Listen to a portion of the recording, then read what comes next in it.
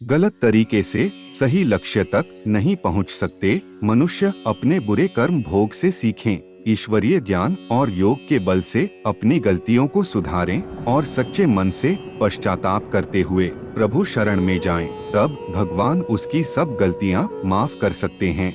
मन, वचन, कर्म और जीवन के सर्व संबंधों से प्रभु उसे अपना सकते हैं। उसके कुकर्म और पाप कर्म से बने दुर्भाग्य को श्रेष्ठ, सुखदायी और पुण्य प्रदायक सौभाग्य में बदल सकते हैं। ईश्वर को भावग्राही कहते हैं। वह भक्तों के स्नेह और श्रद्धा भाव को ग्रहण करते हैं। चढ़ावा तो असल में भक्ति भाव को व्यक्त करने का स्थूल जरिया है। भगवान तो सच्ची भावना का आदर करते हैं और उसका फल देते हैं। गरीब भक्त सुदामा के मुट्ठी भर चावल के बदले भगवान ने उसे मालामाल कर दिया। यह बात अलग है कि बचपन में सखा कृष्ण के प्रति कपट आचरण ने उसकी तकदीर को लकीर लगा दी। इसलिए यह जांच करना जरूरी है कि मन में अगर छल, कपट, ईर्ष्या, द्वेष है तो हम ईश्वर से कोसों दूर हैं।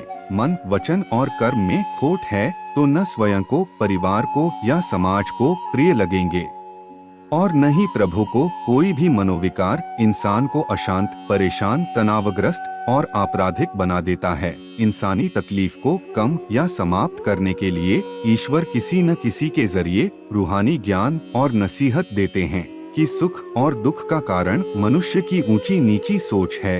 इसका आधार उसकी सही और गलत नियत है, जिससे इंसान के मन में अच्छे और बुरे संकल्प और विचार आते हैं। कहते हैं, नियत साफ तो मुराद हासिल, यानी किसी नेक मकसद को पूरा करने के लिए साफ नियत, शुभ संकल्प और मकसद मुताबिक कर्म की जरूरत है। भगवान के द्वारा मानव के भाग्य बदलने का भाव यह नहीं कि इंसान की तकदीर ईश्वर बनाते हैं। ईश्वर तो केवल मार्गदर्शक और पथ प्रदर्शक का कर्तव्य करते हैं। मनुष्य अपने कर्मों से भाग्य बनाता और बिगाड़ता है। मानव जीवन के इस महाभारत संग्राम में गीता ज्ञान, सहज राजयोग, सात्विक कर्म और जीवन दर्शन को अपना कर ही मनुष्य अपनी भावना, बोल, कर्म, जीवन और भाग्य को श्रेष्ठ बना सकता है। देखा जाए तो कर्म और पुरुषार्थ एक उपाय है, किसी उद्देश्य की पूर्ति के लिए। एक गृहस्थ के लिए उद्देश्य है सुखी और संपन्न जीवन व परिवार, उसके लिए धन उपार्जन एक माध्यम है। यहाँ उपाय और उद्देश्य में समानता आवश्यक है, यानी सही लक्ष्य की पूर्ति के लिए हम गलत तरीका नहीं अपना सकते। हम अपवित्र मन से पवित्र मंजिल तक नहीं पहुँच सकते। दुख, अशांति व तनाव भरे पुरुषार्थ से हम सुख शांतिमय प्रारब्ध नहीं पा सकते।